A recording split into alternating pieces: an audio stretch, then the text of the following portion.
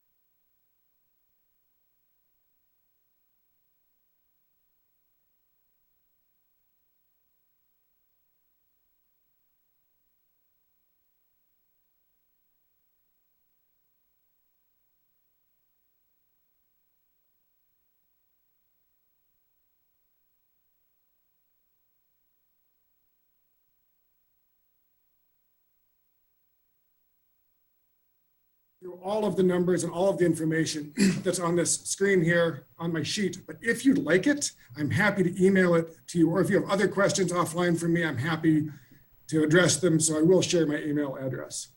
But just quickly, I want to walk through 2020 in review, what calendar year 2020 looked like at Missoula Food Bank and Community Center. And so I'm going to call your attention to not all of these numbers, but some. You can see that in last year, we served more than 36,400 separate individuals, almost 11,500 households in Missoula. Those numbers are both up about 20% from the previous year, by far the busiest we've ever been. This, I think, is really interesting. In 2019, we saw a little more than 8,500 separate people who'd never visited us before, right? And that's pretty common. We see a lot of folks who are going through a short-term crisis. They visit the food bank, they get their feet back under them. We don't see them again. But the number of people who meet that definition almost tripled last year. More than 21,000 separate individuals who we had never seen before walked through our doors last year. That's more than half of the folks that we served in 2020. I'm not going to dwell on our childhood nutrition work other than to say it was a challenge, because normally we work so closely with schools and summer camps and places where kids are congregating, and that obviously didn't happen as much last summer, last spring. You know, when schools ended, we were strategizing constantly to see how we could still get nutrition to kiddos who need it. We ended up providing way more meals than we ever had before, and I'm proud of the way that our team responded. I'm just going to call your attention here on the bottom right to our number of volunteers. So in normal pre-COVID times, it'd be normal for us to have about 500 volunteers every week helping out in one capacity or another at the food bank. Obviously, that was not something we could do during a pandemic, so we had far fewer. Many of this number, this 1,513 separate individuals who volunteered in 2020, had come in those first 2.5 months of last year. We went to a much smaller model with far fewer individuals, staff and volunteers, working longer hours to try to keep the rate of interaction down. Where I want to spend a few moments, though, is in this graph. And so this looks at the number of customers that we served every week during calendar year 2020. And so a few things that you'll see right away is that there are some peaks and some valleys. We are always busier at the end of the month than we are at the beginning of the month. And the reason is that many folks who use the food bank rely on income or other services that they get at the beginning of the month. So SNAP benefits, Social Security, and so on. Most of that comes out around the first of the month, and it's a slower week for us. And then we're always a little busier as the month goes along. But we really saw some big spikes last year. So March 13th was the day that the state of emergency was declared in Montana. That was a Friday. Our team worked that entire following weekend and reopened on Monday the 16th with a grab and go distribution model to reduce interaction and make it really easy for a family to get some food in a preloaded grocery cart. And that week we served almost 3,500 separate individuals, by far the busiest week in our organizational history. And we were super busy again the following week. And then it was the beginning of April and some folks got benefits. But what I want to call out here is the impact of the federal response. And so you can see when expanded unemployment compensation began, you can see the impact. You can see the stimulus payment impact. You can see the impact when the pandemic EBT expanded SNAP for families over the summer months and then continued beyond there. And so I'm going to bring a different perspective to today's conversation. I'm definitely not in the production side of the food system. And in my world, in our work, we're focused today on making sure that every family, every individual who walks through our doors has access to the food that they need.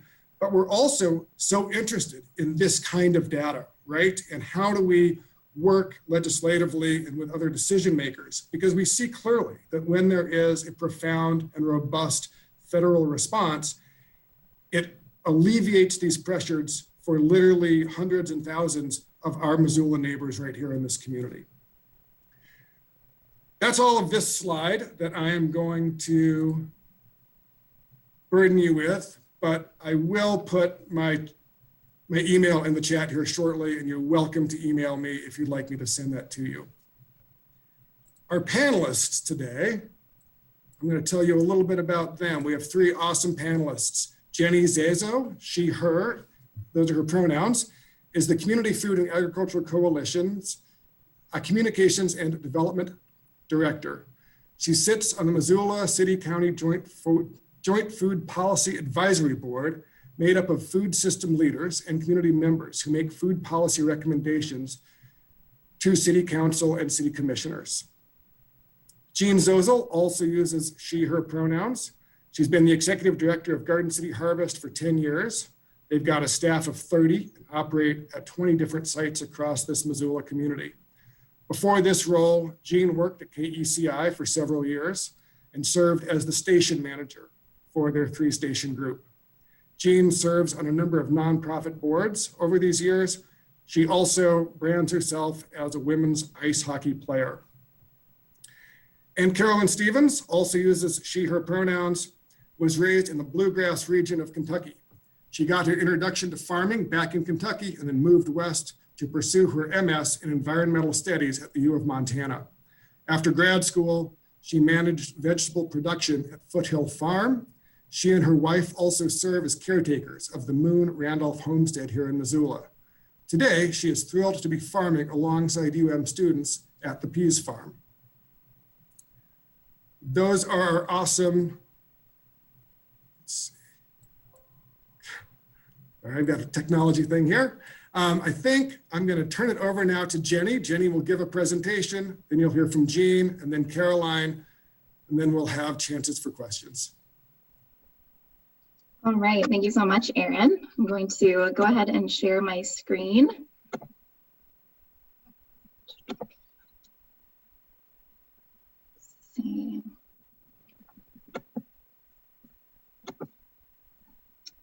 All right. If anyone is not seeing my screen, if one of the panelists maybe could shoot me a little message as we're going through, if anything seems like it's not turning the way it should, but I will jump right into it. I'm really excited to be here today. As Aaron said, Jenny Zazo with the Community Food and Agriculture Coalition. I wanted to start with this slide, which shows our tagline and really kind of gives you a visual representation of the parts of the food system that CFAC focuses on. So farmland, farmers, and food for all. CFAC was founded more than a dozen years ago to create a radical change in the way that we looked at our local food and community. Some of you may know this history. In the past, the Missoula Valley and some of the surrounding valleys produced over 70% of the food consumed in Montana. It's pretty incredible to think about. This included grains, potatoes, fruits, and vegetables in this valley. And this growth and development, as we've all seen over the years, has taken hold. It's now estimated that less than 10% of those same types of food that were grown here, is all actually produced here still. And instead, some of these same food groups travel over 1,500 miles to get to our plate today. So one of CFAC's more ambitious goals and sort of what continues to drive our work and our programs is to realize an increase of locally produced food and increase that to 30% by 2030. All right, let's see if my slide changing works here. You should see a slide now that says Farmland Conservation. And if not, hopefully it'll show up in just a few moments. But we have three main programs, so starting with Farmland Conservation. So the current way in which we participate in farmland conservation in Missoula County is through working with local stakeholders, city and county elected officials, working with community members through the growth planning process, both at the city and county level, and bringing a consistent voice to the table about the impacts to agricultural lands and soils during the subdivision proposal process, and also by making policy recommendations to elected officials. As CFAC has grown, we're now exploring other conservation tools, more closely partnering with our land trust partners here in Missoula County and Western Montana to see what CFAC's expanded role could be, working with landowners, farmers and ranchers, and land trust professionals here. And so we're working on our strategic planning right now and looking forward to where that path might take us in the future. Another big part of what we do is our farmer and rancher support. So we work a lot with beginning farmer and ranchers, and we have three main programs here. So we have field tested mini grants. This last year was our most impactful field tested program, giving over $100,000 to just under 30 farmers in Montana. And these mini grants go towards supplying tools and other small equipment for them to try on their farm. And especially during the pandemic, And with farmers losing some larger accounts with restaurants and events, wholesale accounts, investing in a new piece of equipment or new tools that could increase their production or help with efficiency just wasn't an option. And so field tested mini grants have been a program of ours for the past 3 years. Farmers are able to invest in a new piece of equipment, and then they provide a report out that's shared far and wide with other farmers who might also be looking for that tool or equipment or trying to understand how it might work or benefit their business, and able to have a mentor who has kind of used it before them and making that purchase a little less risky for their business. Along with other farmer financing, we as CFAC endorse Cuba loans for local Montana farmers, which basically gives them a fast track to be accepted in the Cuba loan process, which are 0%, no fee, no interest loans.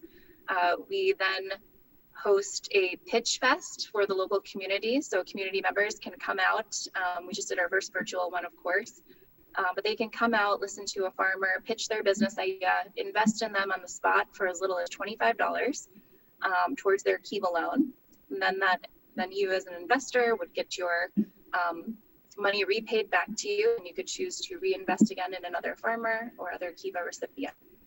So it's a really great program to take away the burden of some of those interest and fees that come along with loans for beginning farmers. Finally, Farmlink Montana is a website that we host at farmlinkmontana.org. It provides a map of Montana where both land seekers and landowners, so farmers and ranchers looking for land, and landowners who may have land for lease or for sale, can match and pair up together so that new and beginning farmers can have access to land, which is one of the largest barriers here in Montana, is affordable access to land for beginning farmers to get their business started. Farmlink Montana also hosts WorkLink, where farmers are able to post employment opportunities for farm apprentices, interns, and farm workers. We have our farmer field days where new and aspiring farmers can come out and learn from an experienced farmers. We have, most of you know Bart from Oxbow Cattle Company, and here he is hosting a CFAC field day. Finally, and one of our most important programs comes in under food access. So our Double Snap Dollars program is a statewide program right now with 26 sites across Montana at different farmers markets. There are 3 sites in Missoula County right now. There are 2 farmers markets and 1 CSA hosted by Western Montana Growers Co-op. So Double Snap Dollars is where a SNAP recipient, so SNAP is formerly known as food stamps, is able to go to the farmer's market and double their SNAP benefits on locally grown fresh fruits and vegetables. They can also put it towards herbs, vegetable plant starts for their garden, and seeds. So this has been a win-win both for our local farm and food economy, for farmers being able to have an increased number of customers and those customers being able to double their SNAP dollar that then filters to those farmers, and for our Montana families being able to access fresh, locally grown, nutritious food and having that interaction with the person who actually grew their food. And so this program has federal, state, and local support, and we see a really bright future. Over the next 4 or 5 years, we'll be working on expanding this program. We have 14 other organizations statewide that we work with. That makes this a very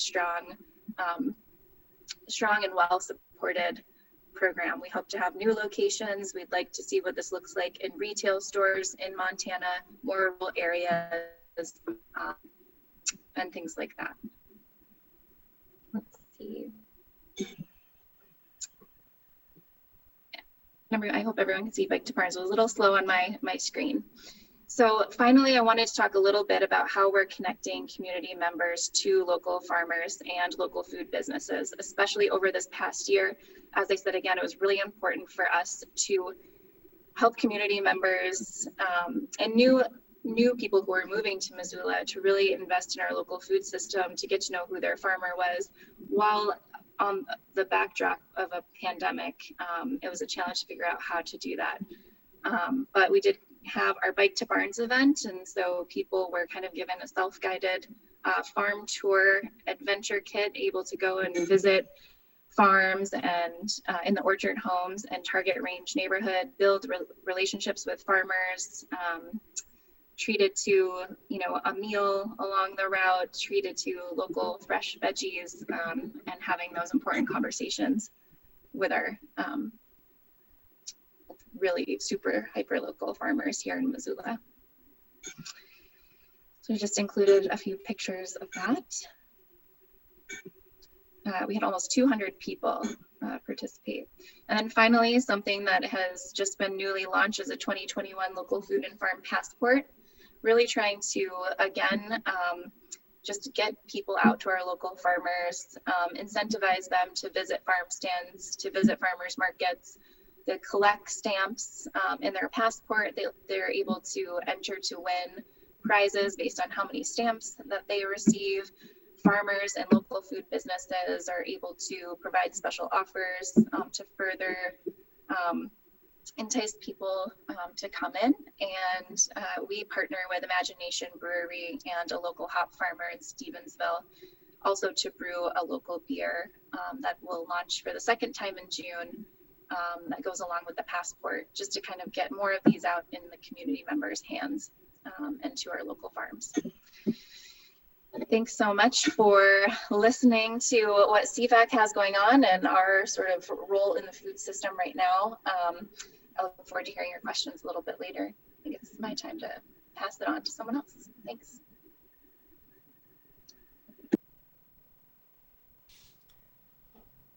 Thanks, Jenny. I think I'm up next. Okay.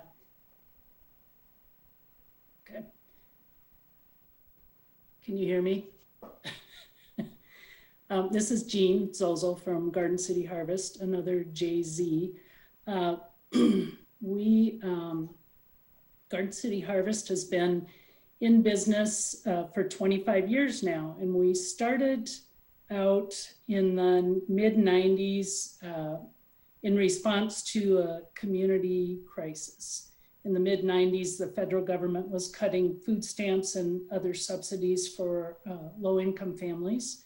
And in Missoula, as is often the case in Missoula, folks were really concerned about what that would mean for our neighbors in need. And there were discussions between members of the food bank and the health department and just concerned community members around all of this. And Garden City Harvest was born out of those discussions. So we really are, as a nonprofit, we really are kind of unique to Missoula. We were initially in 1996, we were one of the first 9 agencies in the United States to receive money under the federal government's community food security mandate. And while I wasn't a part of Garden City Harvest then, have been told by folks who worked here then that when we ran out of money, we would just keep going anyway and hope that there was more money to come. But originally in those early years, folks ran a 2-acre farm at Fort Missoula, started as 2, expanded to 4 acres at one point. And that food was specifically grown for the food bank to help them meet the increased need that they were expecting to get from folks who really needed their support. And that indeed was the case. And as you heard Aaron talk, is still the case. And in addition to that, there was a parcel of land on River Road that we were lucky enough to use and started a community garden, just a big garden plot where people would come and learn to grow food together and take food home to feed their families. And that's where it all started 25 years ago. Today we have that 2-acre farm that was at Fort Missoula is now the 10-acre peas farm in the Rattlesnake. And we have 3 other farms as well in Missoula that make up our 4-farm network, about 15 acres in all urban farms. And they all grow food, now 20,000 pounds a year for the food bank. Also, we grow for the POV and Mountain Home, Youth Homes, the WIC program, Soft Landing, the Carol Graham Home, All Nations, all sorts of different service agencies in town that are either feeding people or distributing food to people. And then we also have a CSA, or a vegetable share program, at those farms as well. Those are offered at a market rate, but they're also offered on a sliding scale. If you don't have the household income to pay the full rate, we'll subsidize that. And then we also take SNAP for payment of those shares as well. In addition to that, our community garden that we had at River Road is now a network of 10 gardens throughout Missoula, mostly in high density, low to moderate income neighborhoods. We have 390 plots in all that we rent out, and hundreds of people who are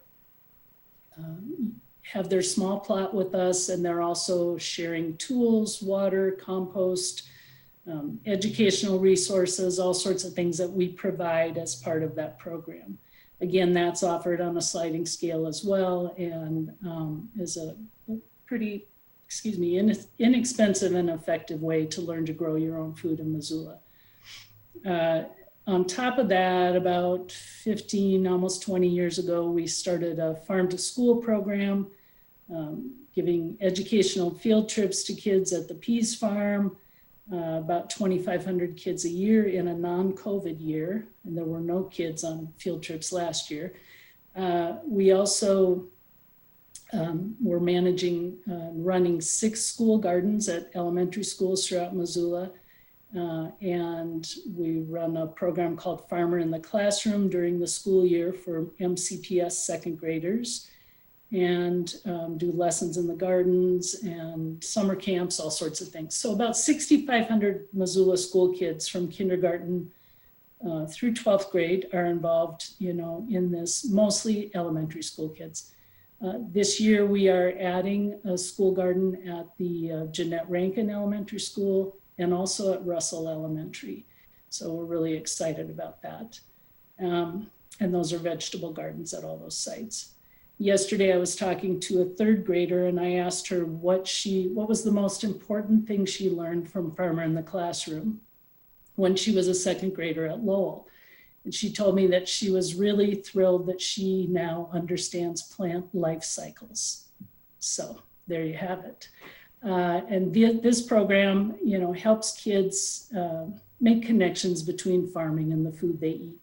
There was a 1st grader once, I heard someone ask him, "Where does your food come from?" And he said, "It comes from Albertsons." But once they've gone through Farmer in the Classroom and some of this training, they know that it doesn't initially come from Albertsons, it comes from the farm. So that's that program. And then we have a 4th program called Youth Development. And that has been around a little bit longer than Farm to School. That program uses farming as a form of therapy, in a sense, for at-risk teenagers, for kids who come to us through Willard High School, through youth court, youth drug court. We have kids who on the youth farm who live in youth homes, group homes, and are employed to work on that farm. And we have about 20 kids a year who are employed with us, and then probably another 25 to 40 kids who volunteer at the youth farm during the summer months. So that's a pretty impactful program. And that one of the signatures of that program is a mobile farm stand that they run.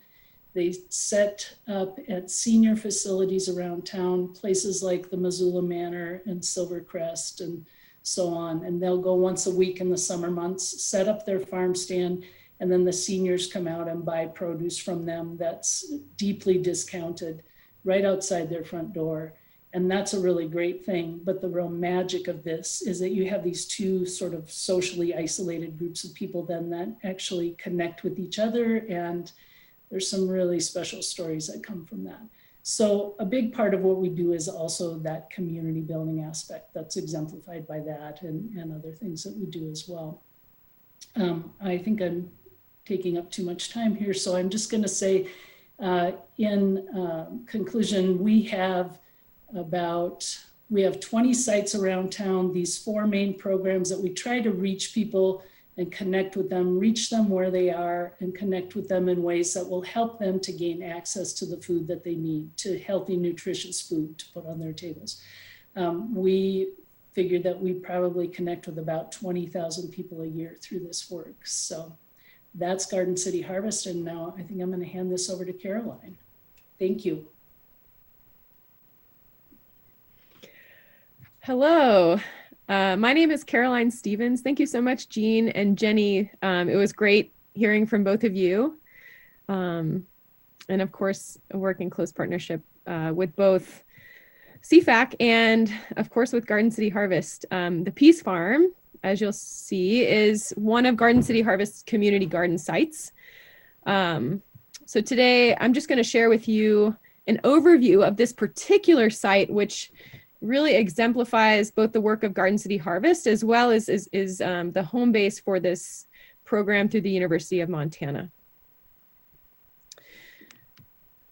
So the Peas Farm bears this name, PEAS, and PEAS is an acronym. It stands for Program in Ecological Agriculture and Society.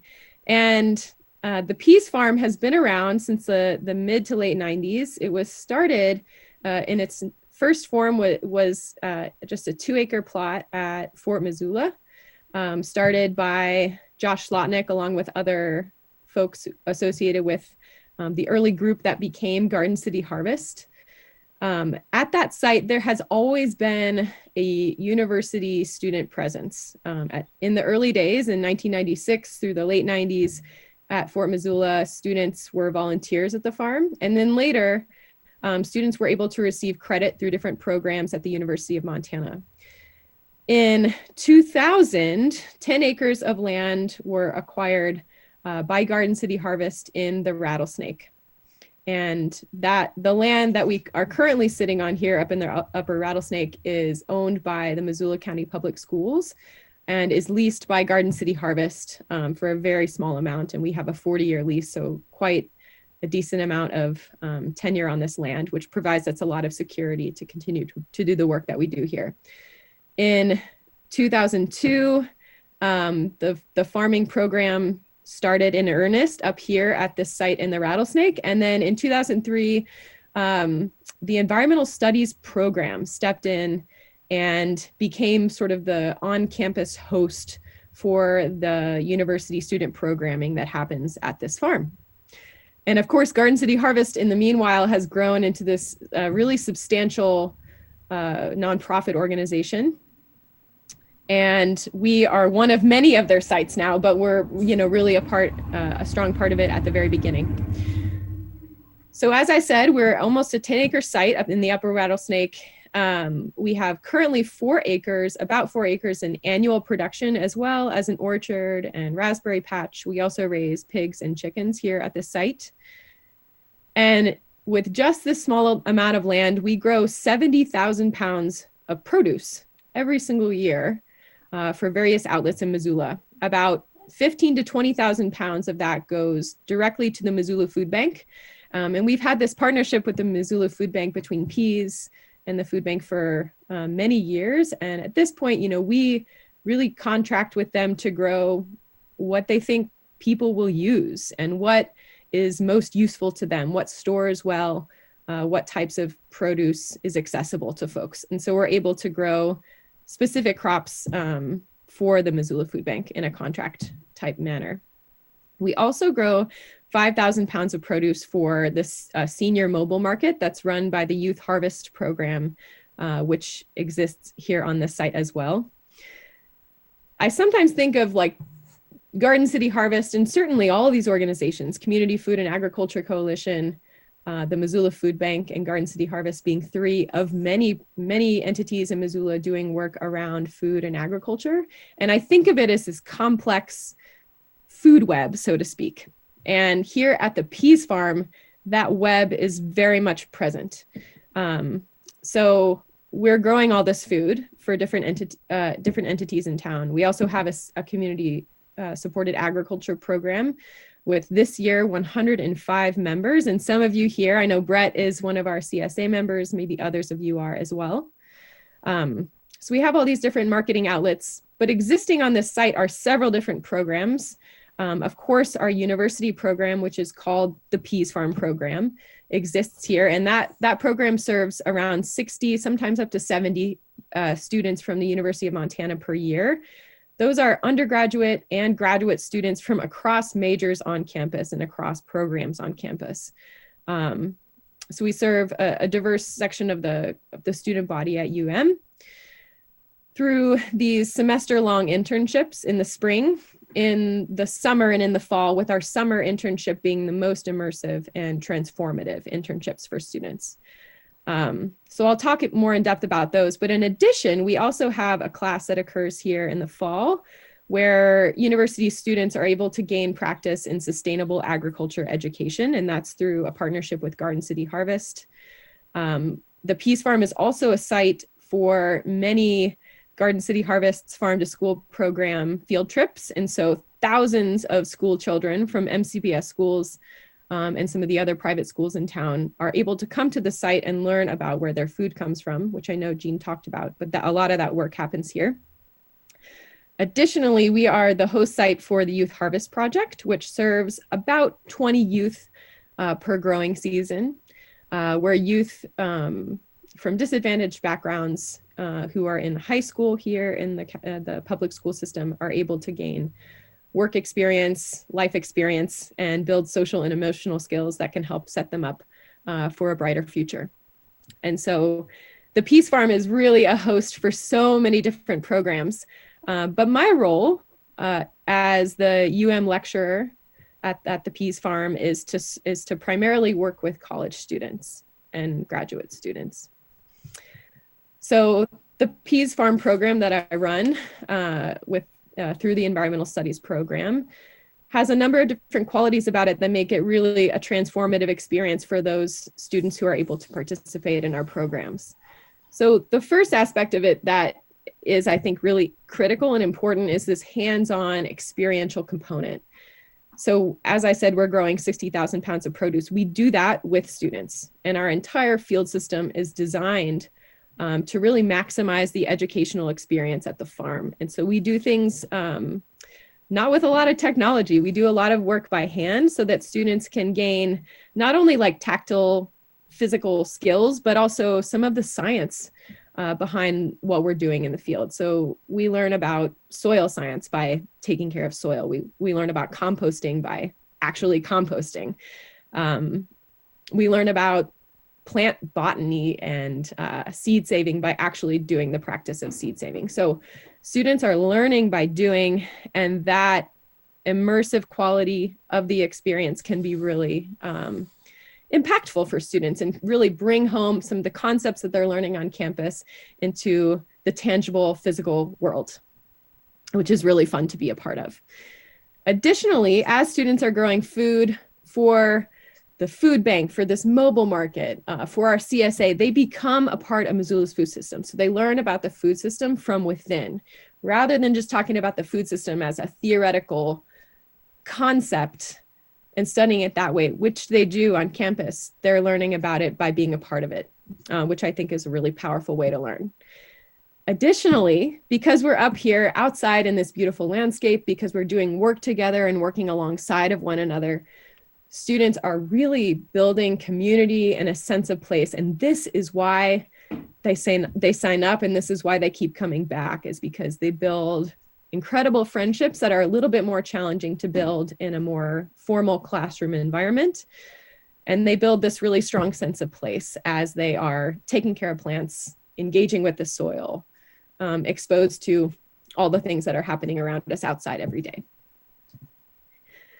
So the Peas Farm has more recently gone through its first leadership transition. As I said, the farm was founded by Josh Slotnick in the mid-90s, and Josh led the farm for over 20 years and did a tremendous job of building this incredible program.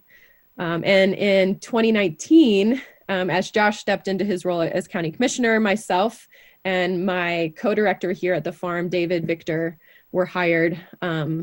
I work for the University of Montana, and Dave Victor works for Garden City Harvest. We really exemplify this partnership that runs the farm. And so in the past 2 years, Dave and I, because 2 people filled the huge shoes of Josh Slotnick, we were able to really focus on the academic and educational experience, as well as really intensify production at the farm. And so some of the new projects that we have are an orchard revitalization project, which is involves sort of adding some structural and functional diversity in our orchard and designing the orchard to look more like a natural ecosystem, and kind of living out some of the agroecological practices that we teach about on campus and we teach at the farm. We are also doing a lot of seed saving and plant breeding here at the farm, and are delegating one of our fields is becoming our seed garden, which is really fun and a very nerdy and detail-oriented aspect of production on the farm, and that students really love. And all of the seed that we grow goes to other Garden City harvest sites and to the Five Valleys Seed Library and University of Montana Mansfield Seed Library. And we're also kind of deepening our compost monitoring, and a lot of students want to know more and more and more about composting and about soil management. And so we're providing opportunities to do a little bit more detail-oriented management of our composting. So that's just a little bit in the nitty-gritty details for you all, if you want to know kind of what the day-to-day looks like. This Peas Farm experience is offered in collaboration with other food and farming oriented courses on the University of Montana's campus. The Environmental Studies program, where we are housed, also offers a certificate in sustainable agriculture and food systems. So we represent 6 of those 15 credits for students. And then I also teach the agroecology course on campus. And I just want to emphasize that we serve a number of different students who all bring with them different backgrounds. Some have never held a shovel before. Some grew up in Eastern Montana and know how to drive a combine. There is a really broad range of students who are here. And these are just a couple of testimonials from students speaking about their experiences that they've had at the farm.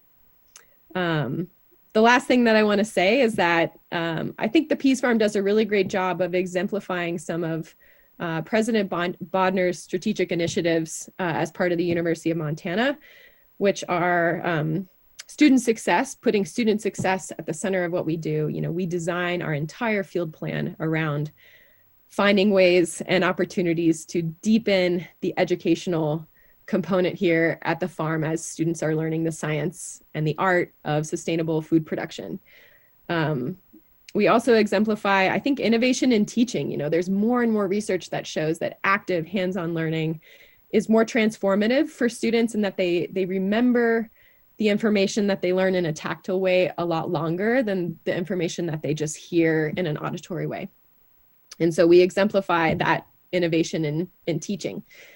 And then lastly, through our partnership with Garden City Harvest, we exemplify partnering with place. This is more than a campus farm. The Peas Farm is a community farm. And so students, when they're here, are expected to show up as a community member and engage with high school students and K through 5 MCPS school children. And they're asked to engage with the larger public at the farm party that happens every August, as well as our CSA members and partners like the food bank.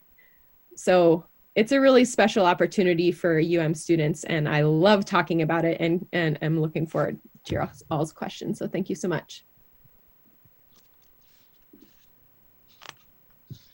That's great stuff to our panelists. Thank you so much.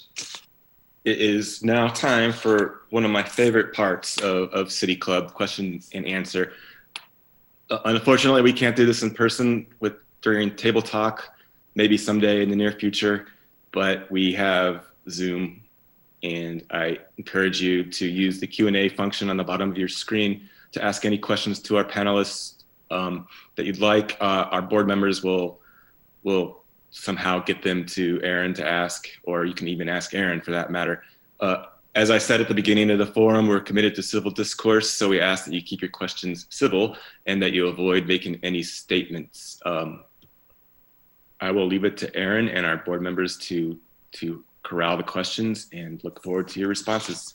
Thanks. Thank you all. So good to hear from our awesome panelists. I work closely with Garden City Harvest and the Peas Farm and CFAC, and I learned stuff today, so that was great. I know we're not supposed to do statements, but the first note does come from Ethel McDonald, and I think it is worth saying. She just makes an observation that Josh Slotnick was named the Missoula Peacemaker of the Year for his Peas Farm work and the recognition of building of community and peace work there. And so I appreciate that, Ethel. Caroline, you mentioned the farm party, and so I'm just going to get to the thing that I might want to know most. You said it happens every year, but it didn't happen last year. So Jean or Caroline, are we going to do the Peas Farm, a farm party this year? Well, we did a virtual version last year, which wasn't quite the same. And we will make a formal decision next week, but the answer is probably yes. We're leaning heavily toward, I think we're all ready for a celebration, and that's a beautiful setting. It's outdoors, you know, it's the farm property and the property next door. And so we can all spread out and have a nice celebration. Fingers crossed. Would you attend, Aaron, if we have one? I would, yes. We have a question from an anonymous attendee who asks for a little more information about the senior van program. Talking about the mobile market? I think so. Yeah. We have different senior facilities that we've partnered with. Silvercrest, Missoula Manor, Clark Fork, Riverside, Glengarra, and I'm forgetting a few, but I think there are 5 or 6 in all that we go to. River Ridge is one. Anyway, we go to those once a week and set up the farm stand and sell the produce to folks that live there. And it's all deeply discounted. If someone wants to know more about it, they could contact me. It's Jean, Jean, at gardencityharvest.org. And I'm happy to fill you in or answer more questions. Thanks. Got a few questions coming in here. I'm going to do this one from Nancy Selden. Maybe I'll ask this one of Jenny. Jenny, how do you deal or how do you coach folks to deal with the invasive species in the valley? Spurge, campanula, etc. I wish I had the, silver bullet answer. I mean, this is something that we hear from the farmers that we work with as one of the biggest challenges for sure.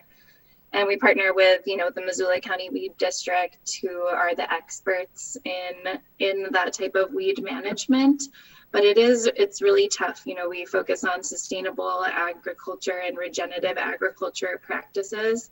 And so a lot of times that means very labor intensive or cost intensive methods of dealing with weeds, whether it's integrated pest management, meaning you're releasing maybe ladybugs out, and that's more for like insects, I guess, for eating other insects than for weeds, but trying to stay away from chemical treatments, or if you're organic certified, that means something different. And so I would say it's just this ever evolving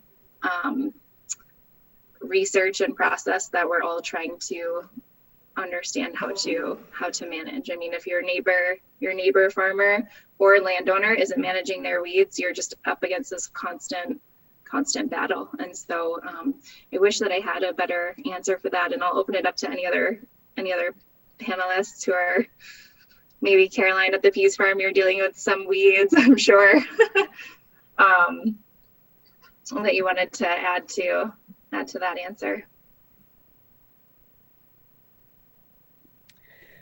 Yeah, I teach about this in agroecology, and, with integrated pest management, there are lots of different ways that one can manage different types of weeds. We do a lot of annual weed management at the Peas Farm. We are in a really different situation than most other growers who Jenny is probably working with, and that we have an enormous number of people at the Peas Farm to help out with this sort of work. And the similar thing may be true of some of the other Garden City Harvest farm sites. But that said, annual weed management has come a long way in recent years, and there are all sorts of techniques that vegetable producers are using to manage weeds like flame weeding and stale seed bedding and things like that. Perennial weeds, I think, are more challenging. Yeah, and biocontrol, like Jenny mentioned, is one potential strategy. But at the Garden City Harvest Farms, we are typically dealing with more annual weeds. So I've got a question from Nancy Picard, and Nancy wants to know our thoughts on incorporating vertical farming. For example, there's vertical harvest out of Jackson Hole. And she also says, thank you to all of you for making our community better and providing nutritious food and opportunities to all sectors. I wonder, Caroline, if you want to take a crack at that one first, and then anyone else who has thoughts about vertical farming. Yeah, this is something that my students are really interested in. I have a few students who are really passionate about more tech savvy indoor production, such as vertical farming or aquaculture or hydroponics or things like that. That is not my background, and I am a soil farmer. I am very interested in land stewardship and soil stewardship and building topsoil and sequestering carbon in our soils. So that's really my approach, and that's certainly the approach that we have here at the Peas Farm. I think that there are conditions in which vertical farming, aquaculture, hydroponics, indoor growing of different sorts can make a lot of sense, you know, in places where there aren't quality soils, or in places where flat land is not abundant, or in places where, you know, there's a lot of concrete, like in the middle of a city, for example. It could be useful to use vertical space to produce food. However, I think it's important to note that these methods of production are usually kind of knowledge. I think there's a big knowledge barrier to being able to design, build, and manage these types of production systems, as well as there's a high infrastructure cost associated with those when compared with traditional agriculture in the soil. Yeah, but I'm interested and certainly inspired by some of those projects, and certainly my students are very interested in that sort of thing as well, particularly in urban areas.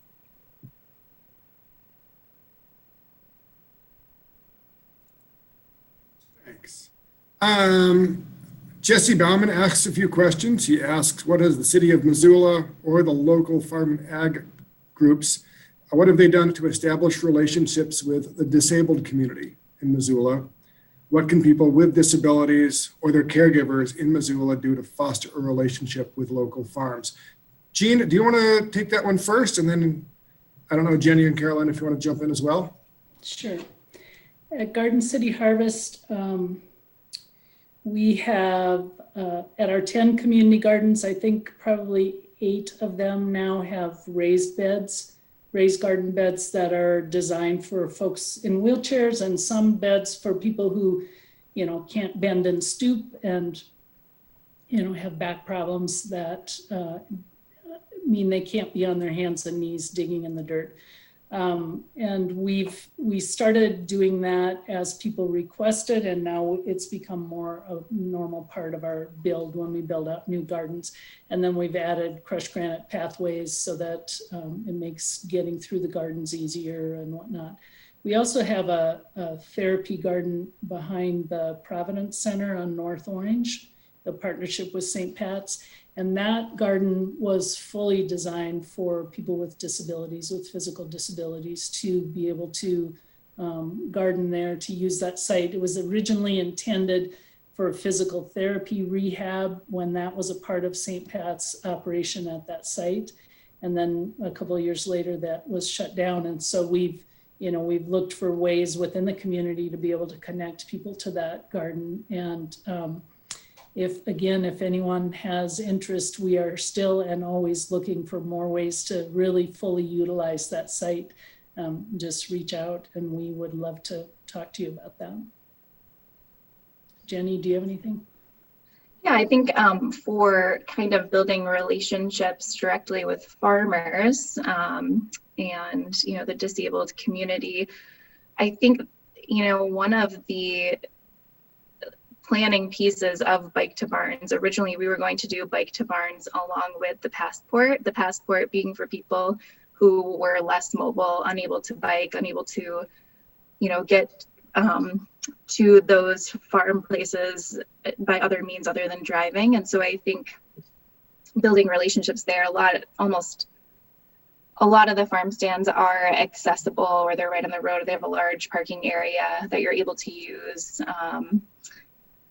just off the top of my head. But I think something that we could do better also is, right in our passports, and as we go further, kind of noting what farmers markets, which farm stands are accessible, and have, so somebody doesn't show up there and is unable to do that. But I think that there are many sites and locations that individuals with disabilities would be able to have direct contact with farmers and be able to peruse the farm stands and the market booths. And so you've just kind of spurred us to think how to take that a step further for people to be able to access those places. So thank you. Last year too, I think we all learned the value of curbside service. And so that was something that we integrated that is still, and I think always will be, an option going forward. So when people come to our farms to pick up produce. Great point. Yeah, a lot of farmers might carry on that option also. Jean, it looks like Jesse has a follow-up question for clarity, asking if the community gardens at Garden City Harvest are open to adults with intellectual and developmental disabilities, and are there groups who would be interested in running gardening workshops at care homes for adults with disabilities? There's sort of two questions there. Yeah, so the first part of that, yes, our plots are for rent to anyone, and we have had folks who've gardened with us and had an advocate garden with them. We've got, I can't remember the name of the group, but that group in town that works with people with developmental disabilities, and they garden at one of our sites historically, and it's like a team effort. The participants and their advocates farm at our farm, at our garden at one of our community gardens, excuse me. And what was the other part of the question? I think the other question was just if there are groups who'd be interested in running gardening workshops for adults with disabilities. Possibly. We do a lot of garden workshops that are more general in scope, and we're looking at expanding on that. And so that may be something that that we could add to the curriculum, and especially at times of the year that, when we're not out in the field every day. But yeah, that's something that we could add to the list. Thank you for that suggestion. And I'm guessing it's Opportunity Resources that you're working with, Jean, is that right? Or is there another group? I think it's MDSC. It's on the street from the Ivy Street Garden. Yeah. No, and when, yeah, I know Opportunity had a farm at one point out by Frenchtown. I don't know if that's operational anymore, but yeah. Yeah. I've got a question for Jenny from Riley Hepner. And Riley asks, Jenny, how do you go about picking the organizations on the Food to Farm Passport? And how would a farm or ranch go about joining the passport? Sure. So this year, how the process worked is that we cast a pretty wide net within CFAC's communication channels. And so on social media, on our e-news, and then just all of the farmers that have currently gone through any of our programs, we just sort of put it out there. We're doing the 2021 Local Food and Farm Passport. Here's a short form to fill out if you'd like to be a participating farm. It was limited to 3 counties, Missoula, River Valley, and Lake County. And even with that wide net cast, after the fact, when the passport was printed, we had a lot of farms that have been popping up, or that were missed or may have maybe something went to their junk mail that have come through. And so we've been keeping a list of those farms. And so it's really wide open to farms. We're more selective in the local food businesses that we put in the passport, just because we want to make sure that they're very committed to sourcing from our local farmers before we list them in the passport. And so we have different criteria for them, and is a little bit more selective. And then all farmers markets in those 3 counties are included and will continue to be included. And I also want to mention flower farms are included as well, if you know a flower farmer who'd like to be included. And so we'll be having another round of reaching out for the 2022 local food and farm passport. And that will be happening in July and August. So if you weren't in it this time and you know a farm that may be missing or that should be listed, just reach out to us and let us know. We have a running list right now. Well, thanks, Jenny. A question from Frank Reed, and I think this is for all 3 of you. Frank asks, what proportion of Missoula County's food supply is grown locally and sustainably? And what are your thoughts about a realistic future target for what percentage could be? Caroline, do you want to go first, and then Jean, and then Jenny? Sure. I don't know. Maybe some of the other panelists know more data on this question, but I think, and it's really hard for me to speak to like a realistic target because I just don't really have many numbers in my mind. But I think that the pandemic and the food shortages that we observed really showed the value of having a robust local food system and having connections between producers and eaters and community members, and really strengthening this existing web of local food businesses and organizations in Missoula serves that end and helps build resilience into our food system, which we saw last year is important. Yeah. Go ahead. Oh, we definitely saw a real increase last year in people wanting to get vegetables from us and to garden with us, and had more people than ever on our wait list of community gardeners. And this year we have even a few more than that. We also sold out on our vegetables within 2 months, and typically it takes 5 or 6 months to sell it all. So the demand right now is high. I'm hoping that shows a long-term interest there too, and that it isn't just a passing thing. But I also don't know. I just know the 70% figure from the mid 50s or whatever, or 90, whatever, most of our food was grown right here in the Valley. And at the same time, there's a real concern because as more people move in, they need places to live, and we need to build more housing, and there's competition for some good ag soils, and so there's a balance there. And that's I know a lot of people have put a lot of energy into kind of trying to find the right balance so that we can be self-sufficient enough as a community in terms of food, but also so that we can provide enough adequate and affordable housing for our community members. But Jenny, maybe you know more stats. I do know that the most recent, there was a community food assessment done, and that was in 2004 for Missoula County.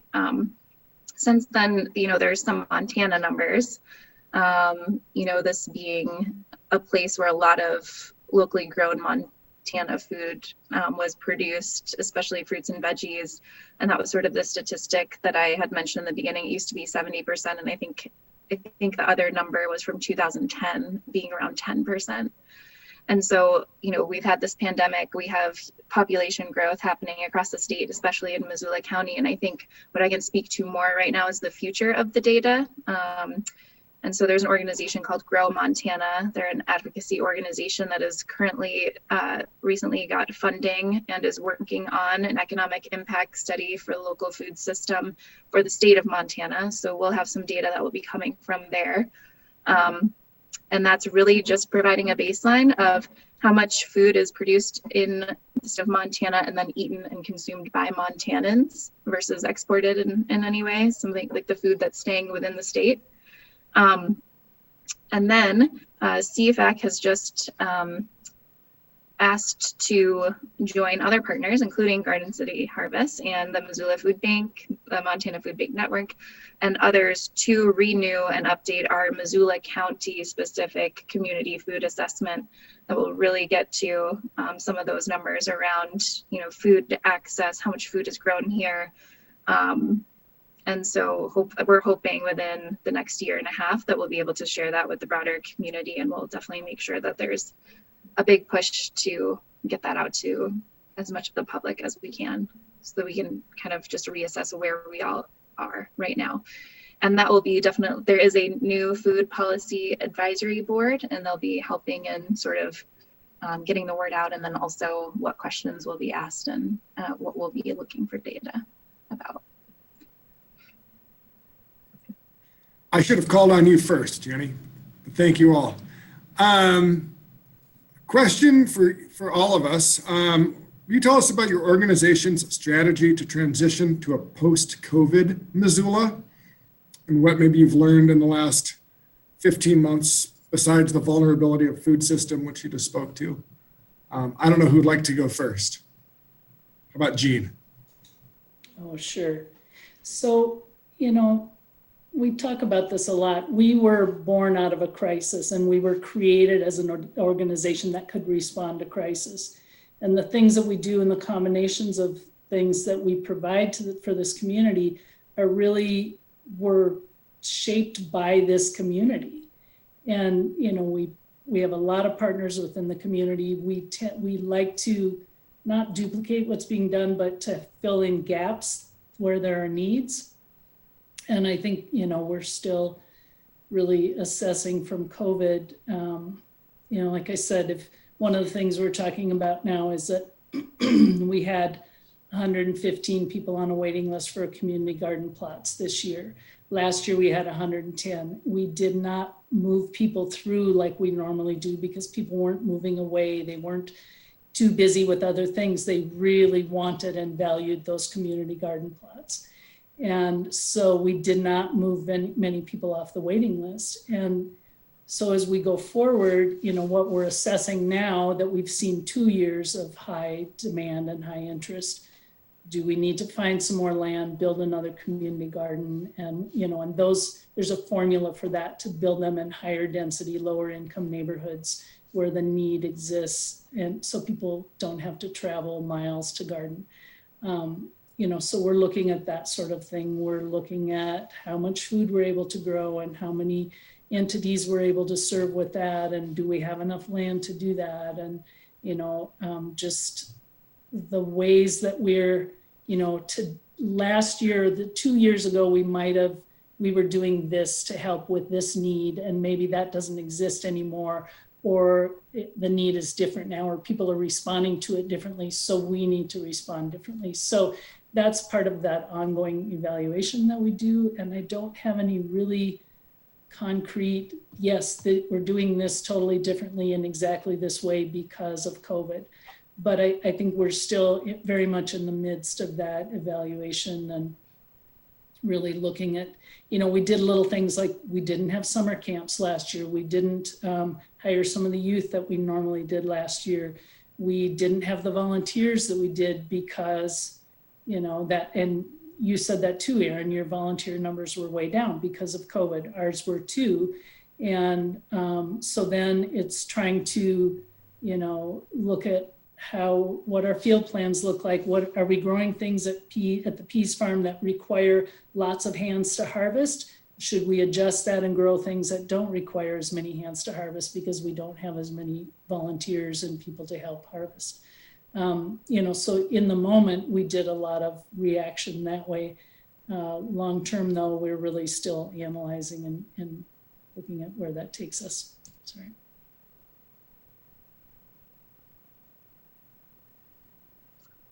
I could go next. I think that community food assessment and gathering that data is really, also a part of our just reevaluating where our community needs are. You know, we always want to make sure that we're in tune with those, and we know that just the world is so different now. I think also what we learned as well is just, I think we gained some skills that told us that no matter if it was pre-pandemic or post-pandemic, we've always had the biggest success of identifying barriers and how do we remove those barriers. And so many more barriers continue to pile on, and just being in communication with our farmers. You know, what's happening in your business right now? What are you most worried about? Just constantly checking in. Okay, now what does that mean for what can we do immediately to do that? And it was, you know, some things where we need to get hand sanitizer out to all of the farmers markets where they won't be allowed to be open by the health department. That's just a small thing, but it was such a big thing for all of our farmers. And so we just really learned to be a lot more nimble as an organization, and we're going to be planfully working towards just never kind of taking the status quo for granted, I think, in our strategic planning, and continuing to check in about what's changed, getting the information, and always being ready to pivot a different way, and just, I guess, being willing to take a little bit more of a risk to try something new. And some really wonderful projects, I think, for all of us have grown out of that. And being nimble. We always have to be nimble. Yeah. I think working with Mother Nature outdoors on the farms, you learn to be nimble, and that's definitely called for. I would definitely echo what Jenny and Jean have both said, but I also want to share one thing about the Peace Farm that we learned, and that was really underscored for us with our experience of the pandemic, was how much students value the relationships that they build here at the farm with one another and with the landscape. A lot of my students were learning primarily via Zoom, and also experiencing stress because of finances or, you know, losing their job in the service industry, the normal anxiety and depression that exists among college students. In addition, I think what I heard from students the most about their experience being on the farm, wearing a mask during COVID, was that the opportunity to be here, to be with people in person, to be outside, to do work that feels effectual, where you look behind you and you're like, oh, I just planted that, or I just weeded that entire row, or whatever it is, or harvested this thing or that. Just gave them a really good feeling of accomplishment and connection, and had enormous benefits to their mental and physical health. And so finding ways that we can draw that out at the farm, I think has been something I've been thinking about a lot. That was the most profound thing for me with the pandemic, was how much students really, really need this experience. We talk so much about, you know, I mean, when Garden City Harvest was started, it was really to grow food and teach people to grow food. But then the sort of the byproduct that came from that was realized early on was that connectedness and how important that was. And, you know, and everybody now talks about building community, but really when you're doing this work and you're in the dirt, you know, weeding alongside somebody that you don't know, and conversations start up, and, you know, you just get to know people in an organic way, if you'll pardon the pun, but in ways that are meaningful. And it, you know, the more of that we do, the more connected we feel to others. It's good for your mental health. It's just good for so many things. And I think that's the awareness of how important all of that is was really magnified in the last year, for sure. Can I share one really sweet story real quick? There was we get a lot of feedback from our community gardeners after the season, and this last year there were just so many gems. But there was a young couple that said they had just moved to Missoula, and they decided to rent a garden plot, and they also were planning to be married, but because of COVID, they couldn't have anyone at their wedding, and you know, and they just moved to town. They couldn't meet anybody, and all because of the pandemic. And they were And they were at the garden one day and they had said to one of the other gardeners there that they had just gotten married, and the gardener gave them his first tomato. He said that was their wedding present from him. So pretty sweet. That is sweet. Got a few more questions here. Nancy Selden asks if there is a program like CFAC that supports and educates backyard small-scale growers. I don't know if any of you have any thoughts I can about answer that. Caroline, you're on. Yeah. So the best resource I would say is County Extension, and Missoula County actually just hired a new extension agent, Patrick Mangan, and he was formerly the county extension agent down in River Valley County. And Patrick has come to our soils labs at the Peace Farm and is also doing this new kind of what's called a farm boot camp, where individuals can sign up and they can get some feedback from him and also take this like series of workshop classes to learn how to start up a small farm system, either for subsistence or for sale. So that, I think I would recommend that to you, Nancy. Also, hello, nice to hear from you. That's the best opportunity I know of. I know there are little other opportunities here and there at like the Missoula Urban Demonstration Project or the MUD Project. The Five Valley Seed Library offers seed saving workshops. At the Moon Randolph Homestead, where I live, we offer a pruning workshop in the spring. So there's a few other organizations that also do this kind of work, and maybe Jean and Jenny have other ideas too.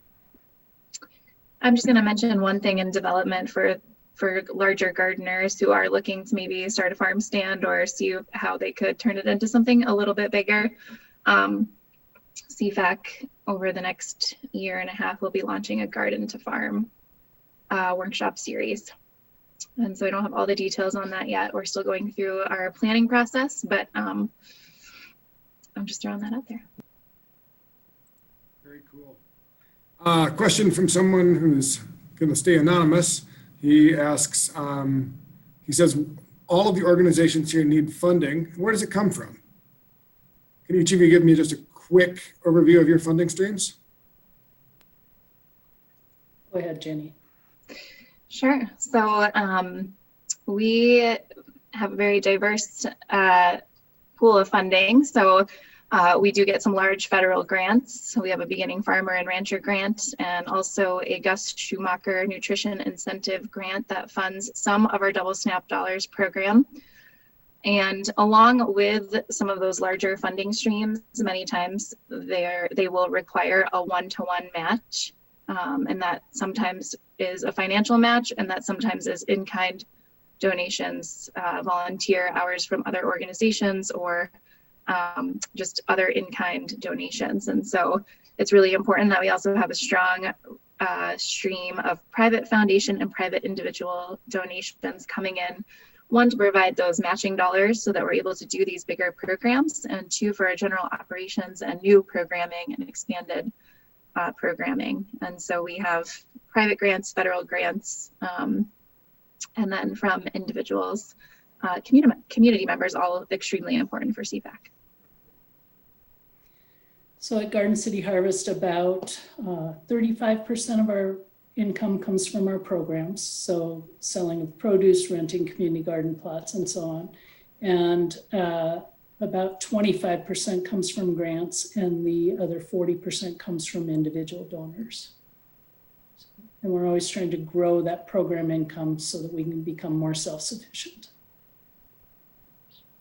And the Peace Farm is funded primarily by Garden City Harvest, although in small part by the University of Montana. And we also get individual donations directly to the Peace Farm. There are a few additional grants that we get through the University of Montana for student equipment and instructional supplies. And Jean can tell me if I missed anything. And our CSA is another fantastic way where we're able to sell produce direct to the consumer, and our CSA members play a big role in supporting the farm through program support. Thank you. Question from McKenna Quirk. McKenna asks if any of these organizations partner with Missoula 4-H or the FFA programs to promote agricultural ag literacy or ag education. Any partnerships there of note? Jean, Zenny? Currently. Not on our part. We've worked with the MCPS VOAG, but that's about it. I will say that we do have some students who participate in the Peas Farm who grew up in 4-H and FFA. And then we also process our hogs at the Ag Ed Center, which is on Big Sky High School's, on a campus adjacent to Big Sky High School. And so we do work with them in that capacity. I love this question from Gwen Langford. And Gwen asks if we think there's a sense of Missoula being a unique landscape regarding this focus on sustainable food production with these strong organizations represented here. Is this unique, or are there other communities doing this stuff too? Let's do Jean, Jenny, and then Caroline. We get a lot of requests from others elsewhere in Montana and around the country. We have over the years, I think because we've been doing this a lot longer than some folks, and wanting to know how to do this or that. And so we've served as a resource for others. So I do think a lot of this work is now a lot more of interest in other communities and happening a lot elsewhere. And certainly we've used other communities to steal ideas from and use them as resources, like Denver Urban Gardens and this University of California, Santa Clara. That student-run farm idea was where the Peas Farm concept came from, and so on. So nothing new under the sun, as they say. I think Missoula is unique in Montana for sure, as just being willing to sort of incubate a lot of new ideas around local food and agriculture, which is really exciting. And we've kind of seen that sort of like model the program here and then bring it statewide has been a model that CFAC has used for a couple of our programs and has worked really, really well. I think because of just people in Missoula being more receptive to that. I think, if you look at places maybe in the Northeast, like Vermont and other places that have really strong local agriculture infrastructure, we have a lot to learn from them. But I do think the Missoula community would be more open to, as I'm saying, trying it in Montana for the first time. And I'm excited for what that means for our future. Yeah, I would echo what Jenny and Jean have both said. And also, I think, the Missoula Valley has fantastic soils in terms of a lot of organic matter, which is common in grassland soils. And the history there of homesteading, I think, is complicated. And those legacies of settler colonialism, I think, are worth investigating and thinking about in the context of agriculture. But certainly the soil resource, as well as the water resources that we have here, I think have been a determinative factor in agriculture thriving in this valley in particular. Additionally, I would say that the environmental studies program at the University of Montana has had a strong emphasis in food and agriculture since like around the late 90s, 2000, run mostly by Neva Hassanen and also by Josh Slotnick, who founded the Peas Farm. And so I think have turned out a lot of graduate students in particular who have done work in the community that's initiated organizations like Garden City Harvest and CFAC. And also some, like the initial community food assessment was done by university students in the environmental studies program. And there's a university student currently who is working to establish this food policy council as well. So I think that having the university here and the environmental studies program in particular has helped strengthen these connections with local food. But like Jenny said, there is so much going on elsewhere and so much more to learn always about ways we can improve the work that we're doing. Thank you. I think we might have time for one more question. We have a question from an anonymous attendee who says, that ag has always been traditionally male dominated. Even though it's changing, as three female panelists, how do you see gender influencing your work? And if so, how? Let's do Caroline, Jean, Jenny. As Erin said in my bio, I'm from Kentucky, and there's a famous food and agriculture writer, Wendell Berry, who's also from Kentucky. And I remember in college when I was first starting to try my hand at farming and tried to do something tangible in response to some of the devastating things that I was learning in my classes, I felt like a lot of the literature that I was reading about farming was about men farming.